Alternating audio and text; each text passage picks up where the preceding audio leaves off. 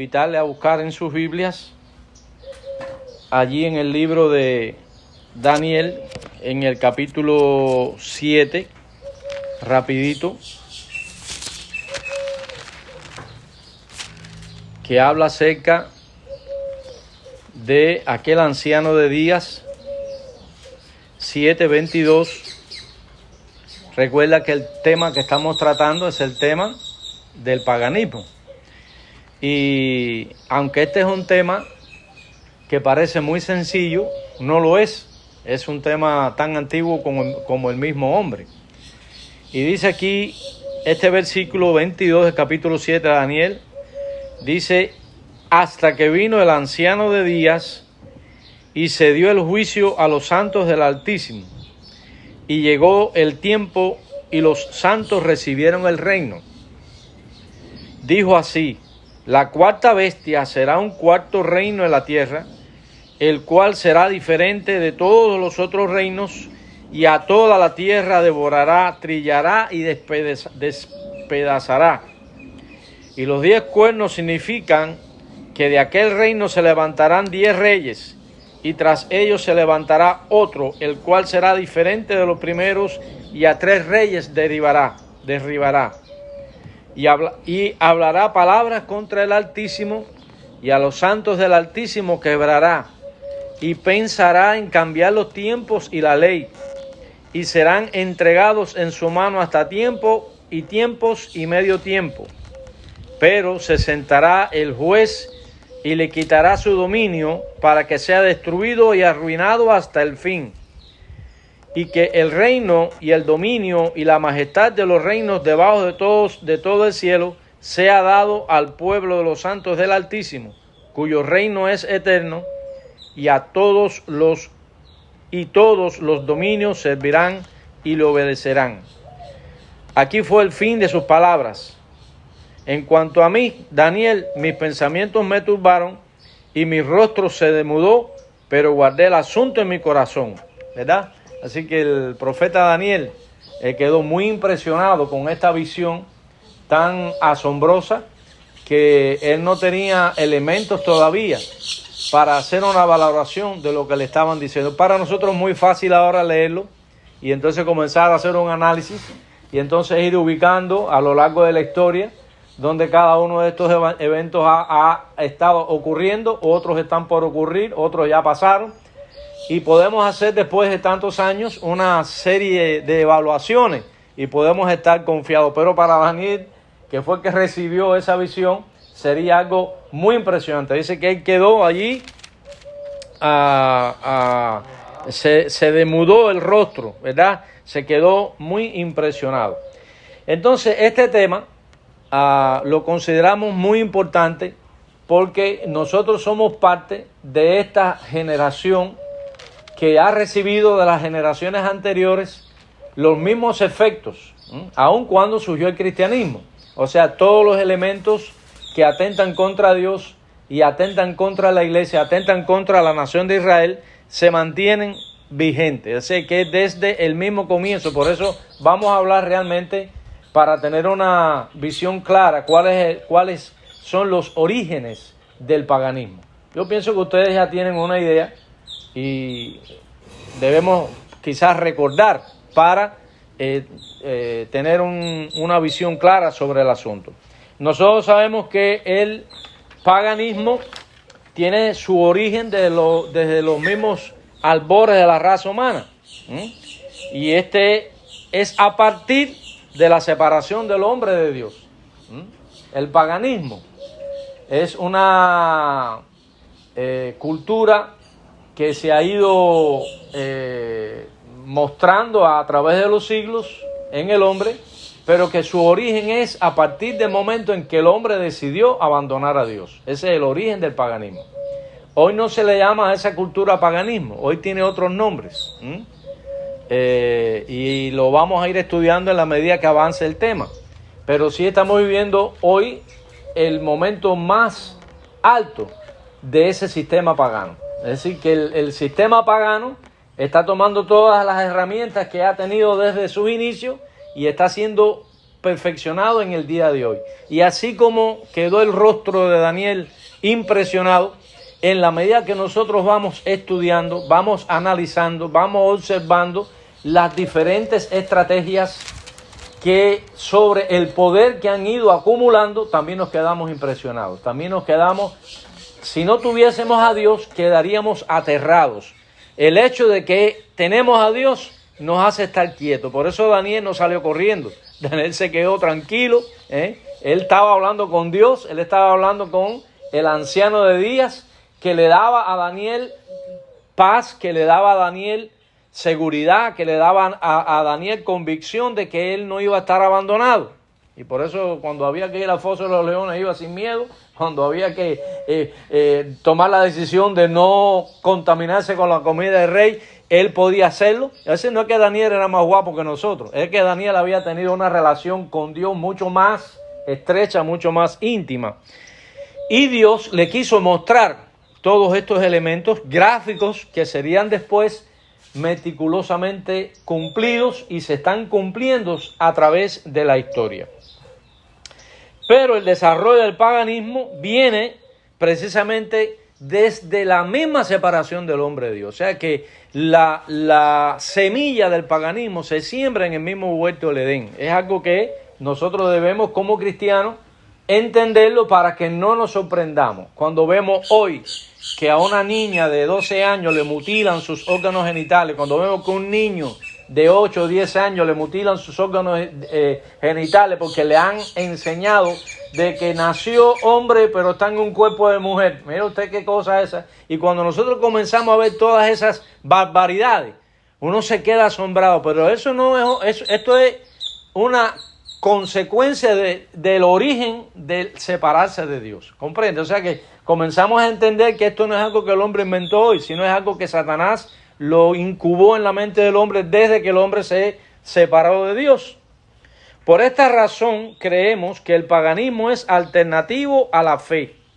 Cuando un hombre tiene fe, ¿qué pasa? Busca su relación con Dios. Cuando el hombre tiene fe, ama al Señor, busca al Señor, espera en el Señor y vive bajo los postulados ético-morales que Dios da al hombre. ¿Estamos de acuerdo en eso, verdad? Es decir, un hombre de fe trata de agradar a Dios. Un hombre de fe vive bajo la dirección de Dios. Un hombre de fe vive orientado bajo las Sagradas Escrituras.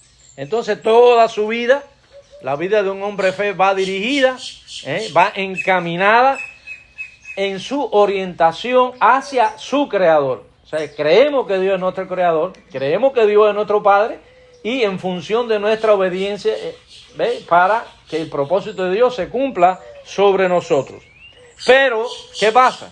Al perder la comunión, el hombre, y al perder su fe en Dios, entonces, ¿qué sucede cuando se pierde? Si el hombre de fe tiene vínculos con Dios, cuando el hombre pierde la fe, ¿qué pasa?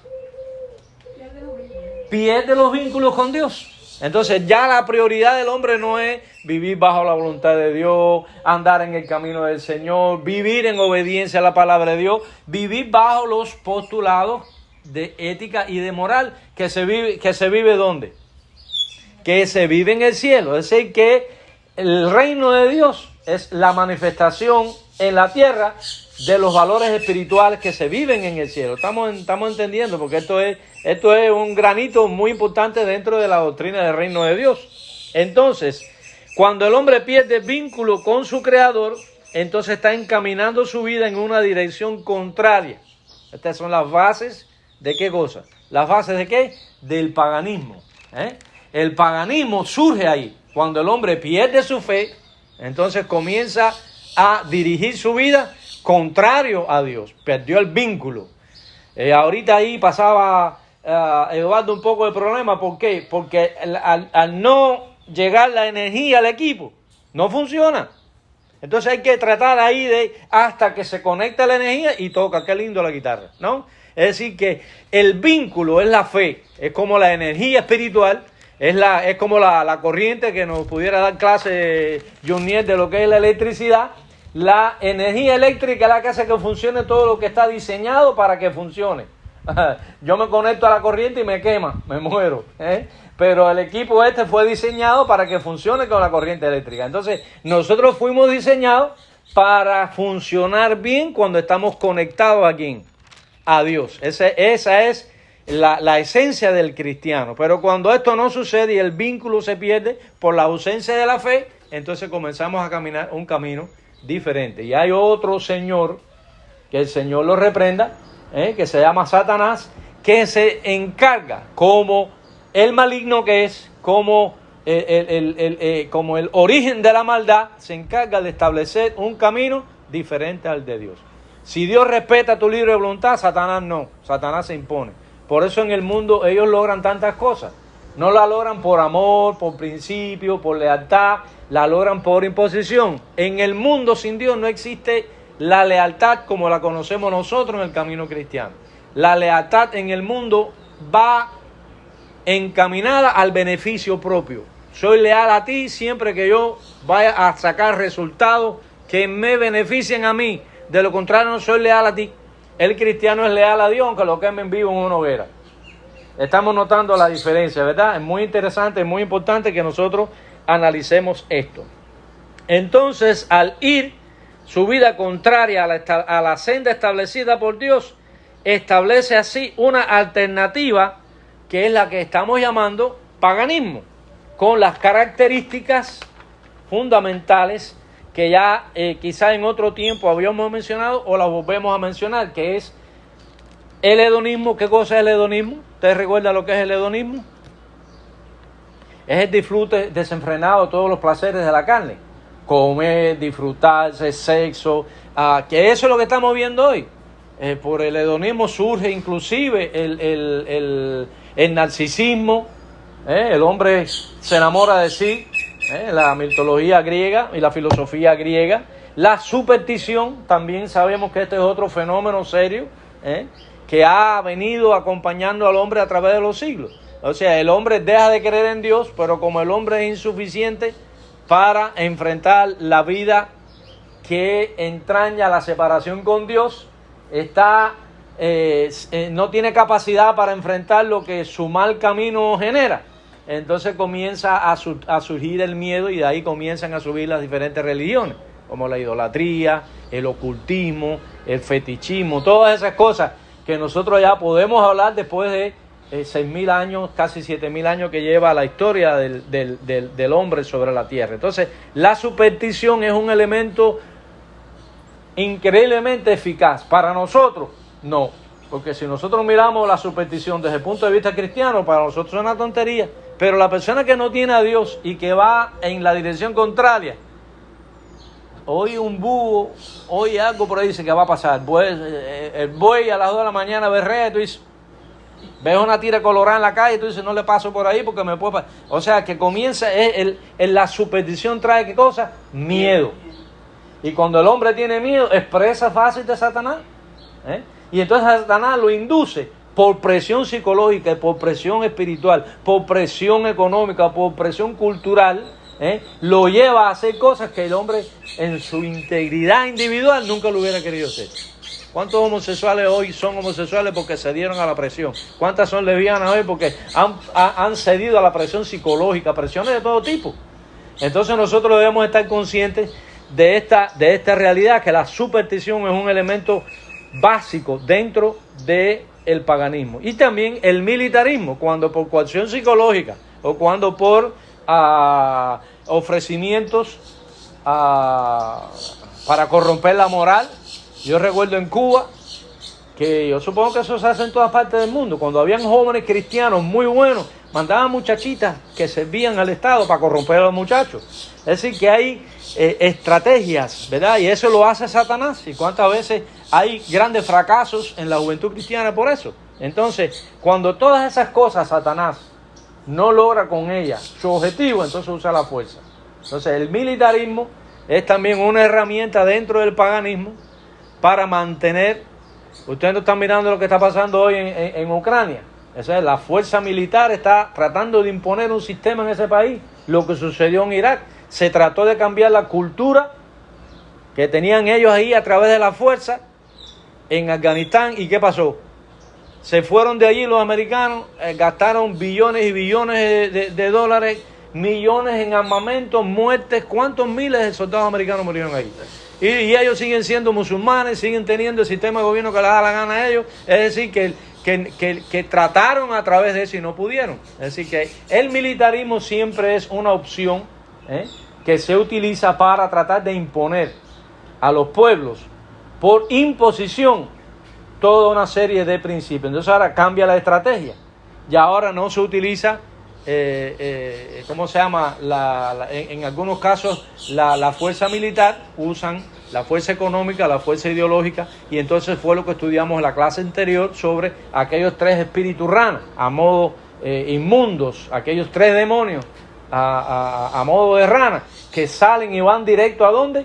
A los gobernantes de la tierra. Entonces están creando, nosotros queremos, para un tema de discusión quizás más profundo en teología, pero eso precisamente es la guerra en Armagedón, es una preparación para la batalla del gran día de Dios, o la batalla del día del Señor, pero más adelante lo veremos, porque estamos hablando del origen de la cultura alternativa a la fe, y por eso la acuñamos como cultura pagana. O sea que la cultura pagana es la cultura alternativa a la fe. Cuando el hombre pierde su vínculo con Dios, cuando pierde su vínculo con el Creador, pierde el camino, pierde la orientación. Entonces esa es la puerta que se le abre a Satanás. Por eso cuando volvemos a citar la cita, cuando el Señor fue tentado por Satanás, y dice que lo llevó a la parte más alta del templo, que se llama el pináculo del templo, la parte más arriba, y le mostró al Señor, mira lo que hace el diablo. Esos son los milagros engañosos que dice la Biblia. O sea, lo que le estaba mostrando no era mentira, pero le estaba dando un mensaje mentiroso. ¿Qué te parece? Estaba haciendo el milagro de que el Señor viera delante de sus ojos todos los reinos y todos los poderes de este mundo, desde el primer imperio babilónico hasta el último poder. Entonces, mira, estos reinos a mí me fueron dados. Por eso tienes que tú postrarte delante de mí. Porque si tú eres ese Dios que hay que postrarse delante de ti, porque tú eres el rey del mundo, estos son míos, así que tú también tienes que haber. ¿Entiendes? Entonces el Señor le dijo, mira, vete de aquí, apártate de mí, Satanás. Y lo reprendió. Pero el Señor no le dijo, no, esos reinos no son tuyos. El Señor no le dijo que era un mentiroso en ese momento. Porque ¿quién le dio los reinos de este mundo a Satanás? El hombre. Adán, al perder el vínculo con Dios, ¿con quién establece el vínculo? Con el tentador, que fue Satanás. Entonces ahí nace el paganismo. El paganismo es el establecimiento cultural de los reinos de este mundo, con todos los ingredientes que tiene, que para qué vamos a hablar de ellos, porque no acabaríamos. Pero ya son tantos siglos y miles de años de existencia humana que nos damos cuenta de toda la champola que el hombre ha hecho, y se debe a ello. Entonces, Satanás quiso decirle a Cristo, que porque Él es el rey de esos reinos, aquí, en esta tierra, aquí tú tienes que doblegarte a mí, porque aquí el que manda soy yo. Eso fue lo que le quiso decir el guapito de aquí del barrio, aquí de esta zona, soy yo. Así que sujétate conmigo si tú quieres que... Pues debe haber sido eso, si Cristo se pone a razonar eso en la parte humana, pero es imposible, ¿no? Pero suponiendo una hipótesis, debe haber sido difícil en ese momento, pero Él es el Dios sobre todos los dioses, Él es el Rey sobre todos los reyes, y los reyes de este mundo están por debajo de su soberanía. Por eso Él le dijo, al Señor tu Dios solo adorarás y a Él servirás. Que aun siendo tu diablo, yo te puedo usar a ti para lo que yo quiero usar. Así que hasta el diablo puede ser un instrumento en las manos de Dios cuando Dios así lo precise y cuando Dios así lo requiera. Porque cuando Dios le dice a Ciro el persa, mi siervo eres tú, es una ilustración de que aún un hombre pagano podía ser usado por Dios para el beneficio de su pueblo. Podemos decir amén, ¿verdad? Amén. Es algo extremadamente maravilloso. Entonces, hermanos, el hombre no solo fue creado para interactuar con el mundo natural, no solo fue creado para eso, sino también con el mundo sobrenatural. Es aquí el problema. Estamos hablando del origen del paganismo. ¿Ves? El origen del paganismo. Nosotros somos personas duales. Tenemos un cuerpo biológico que se gasta, se destruye por causa del pecado. Pero no solo fuimos creados para interactuar con el mundo natural, sino también con el mundo sobrenatural, porque Dios puso en nosotros espíritu, alma. Y cuando el hombre muere espiritualmente, es decir, cuando el hombre pierde su fe en Dios, pierde su orientación con el Señor, conservó su capacidad de interactuar con el mundo natural, pero perdió su capacidad de relacionarse con el mundo espiritual. ¿Entendemos eso? Por eso el hombre dice, el día que tú comas la fruta, si comes la fruta morirás. O sea, el término morir es que pierde el vínculo sobrenatural, pero no pierde su vínculo para interactuar con las cosas materiales. Por eso el hombre, nosotros no creemos en la depravación total del hombre, es decir, que el hombre fue anulado totalmente. Por eso algunos creen que el hombre se salva, porque Dios lo salva y él no tiene nada que ver con eso. Es una interpretación que nosotros no estamos de acuerdo, ¿entiendes? Porque no respeta la libre voluntad y no tiene en cuenta este aspecto. O sea, cuando el hombre pierde su capacidad de relacionarse con el mundo espiritual, con el mundo sobrenatural, trae como consecuencia, entonces,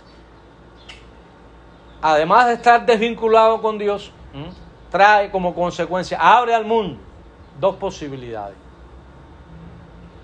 Porque a pesar de que el hombre pierde su vínculo con Dios, no significa que no puede relacionarse con Dios. ¿Ustedes están entendiendo la idea?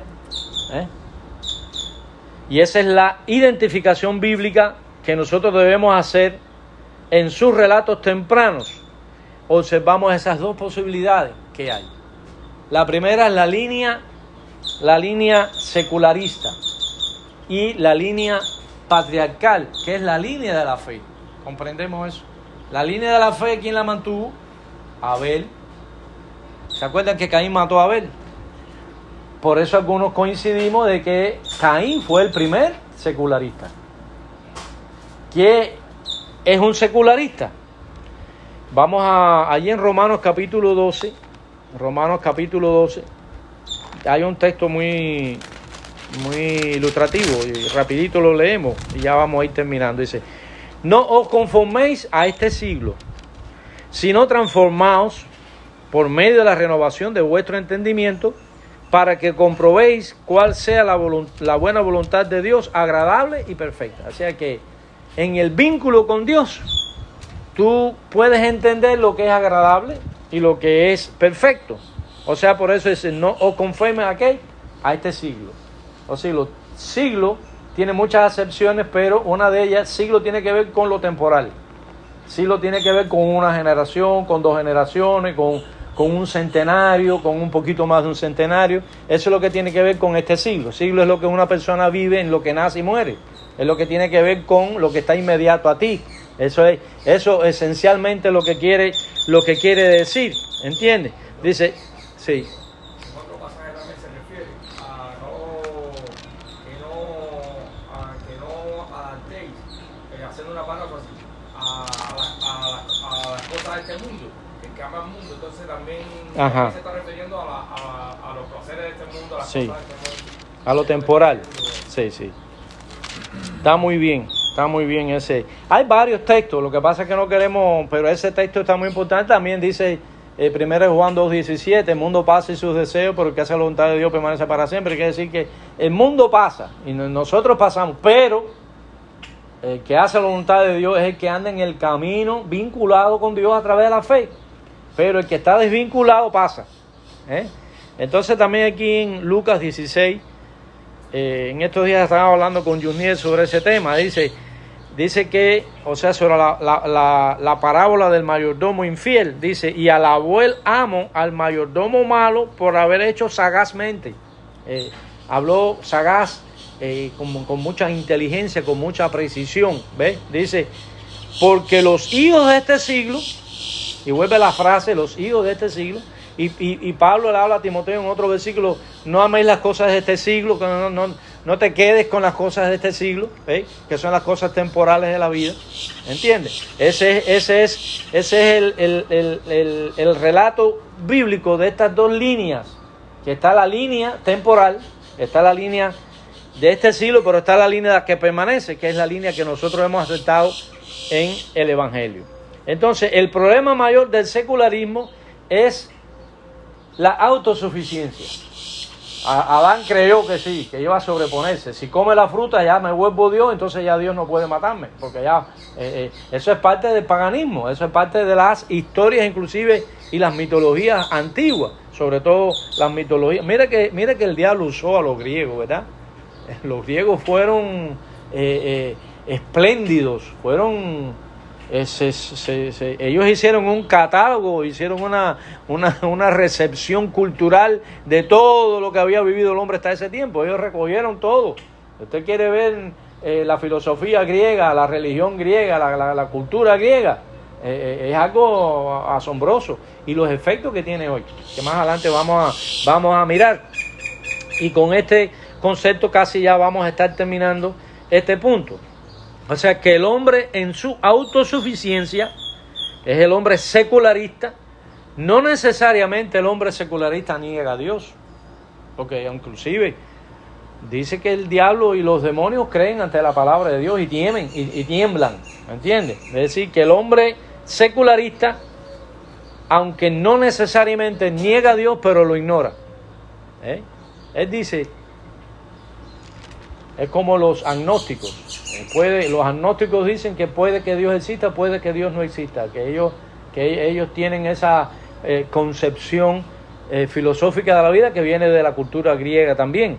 Entonces, solo el hombre apoyándose en sí mismo, proyectándose a sí mismo a través de sus propios medios de éxitos y sus propios métodos, exclusivamente los de él, puede sobrevivir. Aunque puede que esté Dios ahí, no importa. Por eso en Nimrod está la transición del secularismo al paganismo, porque Nimrod fue un autosuficiente. Todos los hombres sin Dios son autosuficientes, y por ser autosuficientes comienzan a desarrollar una psicología secularista que lo lleva a una proyección y a una vida pagana. En su condición secularista no son hijos de Dios, pero todavía queda la parte ambigua en su razonamiento existencial, por decirlo de alguna manera. Pero cuando pasa de ahí, entonces el hombre ya llega a confiar en las imágenes, el hombre llega a constituirse en un real enemigo de Dios. Entonces solo el secularismo, por eso decimos que existe en una etapa de transición hacia el paganismo. ¿Entiendes? No hay etapas prolongadas de secularismo, porque la persona secularista está transformándose en un pagano. ¿Ustedes están entendiendo eso? ¿Entienden eso? ¿Qué tú crees? Es decir, que el hombre secularista, ¿cuál es el hombre secularista? El hombre autosuficiente. El hombre que Dios está allá, pero él no sabe nada de lo que está pasando aquí, y yo con mi esfuerzo tengo mi casa, con mi esfuerzo tengo esto, tengo lo otro, y es una tentación a la que por eso Pablo dice, cuidado, cuidado con el amar a este siglo, porque el amar a este siglo te convierte en un secular, por tanto en un secularista. Es decir que aún los cristianos somos atraídos por eso, y hay muchos dentro de las congregaciones que pueden llegar a ser personas autosuficientes, así que confían más en sus habilidades, confían más en la maldad que han aprendido de la vida que depositar fe en Dios. Son personas que no son confiables tampoco, no son amigos de nadie. Esa es la persona autosuficiente, ni cree en Dios, aunque sabe que puede que Dios existe, pero la persona autosuficiente no hace una valoración correcta acerca de Dios. Entonces va encaminándose a ser pagano, porque el hombre por sí solo no puede enfrentar todo lo que la vida le trae. Ahora vamos a hacer esas tres menciones y después lo dejamos para la próxima clase. Solo el secularismo existe, volvemos a la frase, en un periodo transicional hacia el paganismo. Nunca subsiste en la historia en periodos de tiempo prolongados, sino que se distingue como etapas de transición hacia el paganismo. Es redondeando la idea. O sea, la persona nace pecadora y ya la persona nace con esas características seculares, por nacimiento. Porque todavía pequeño no es una persona, hasta que no adquiere capacidad de pecado, no está en una convicción pagana. Está es un embrión del paganismo. Es un embrión del paganismo. Ahora, simplemente para explicar este concepto transicional del secularismo al paganismo, es porque Satanás es mucho más que el hombre. Para redondear la idea, la vida es más que el hombre y los demonios son más que el hombre. Es decir, que cuando el hombre pierde el vínculo con Dios, está incapacitado para enfrentar a Satanás. ¿Es verdad o no? El hombre está incapacitado para lidiar con sus propios problemas. Y el hombre está incapacitado para confrontar a los demonios, porque son seres espirituales. Entonces, de ahí el último punto. Las grandes crisis que el hombre tiene que enfrentar a través de la vida en relación a la actividad satánica son tan poderosas que aunque el hombre quisiera apoyarse en sí mismo, ese es el hombre autosuficiente. Y esto es una cátedra que los sociólogos debían aplicar en sus capacidades y cómo para entenderse las crisis sociales, debía tratarse estos temas. Pero como que los hombres sin Dios son autosuficientes, no quieren saber de la Biblia, no quieren saber de Dios, pasan por alto a la esencia misma de la razón por la cual el hombre está así. Entonces, el hombre es incapaz de enfrentar la actividad satánica porque son tan poderosas que aunque el hombre quisiera apoyarse en sí mismo, no podrá enfrentarse a ese espíritu maligno. Es tal su situación, es tan abrumada y frustrada que tiene que tomar una decisión vital el hombre cuando está en esa crisis. Primero, o se vuelve a Dios por el arrepentimiento, que ahí cae el Evangelio. Por eso necesitamos predicar el Evangelio, para que las personas vengan a Cristo y encuentren en Cristo la solución, o inventarse un Dios. Por eso hay un filósofo historiador francés que le decían Voltaire, aunque él se llamaba Francis no sé qué en idioma francés, pero él se conoció así como Voltaire. Dijo en una de sus frases muy elocuentes: si Dios no existe, hay que inventarlo. Porque él con esa frase está poniendo de manifiesto la incapacidad del hombre para enfrentar sus propios demonios, sus propios problemas, y como que el hombre no puede, aunque no existe un Dios, hay que inventarlo para que el hombre en su conciencia pueda decir: necesito ese Dios para que me resuelva mi problema. ¿Están entendiendo la idea, verdad? Entonces nosotros sabemos que a Dios no hay que inventarlo. Nosotros sabemos que Dios existe desde la eternidad y hasta la eternidad. Así que hemos visto hoy más o menos en qué consiste el surgimiento del paganismo. Entonces, ¿qué cosa es el paganismo? Es algo que debemos nosotros definirlo bien para no confundirnos en todas sus artimañas y en todas sus telarañas para enredar al hombre incauto que ha decidido no confiar en Dios, no caminar en el camino de la fe. Entonces cae víctima de este sistema. Que Dios le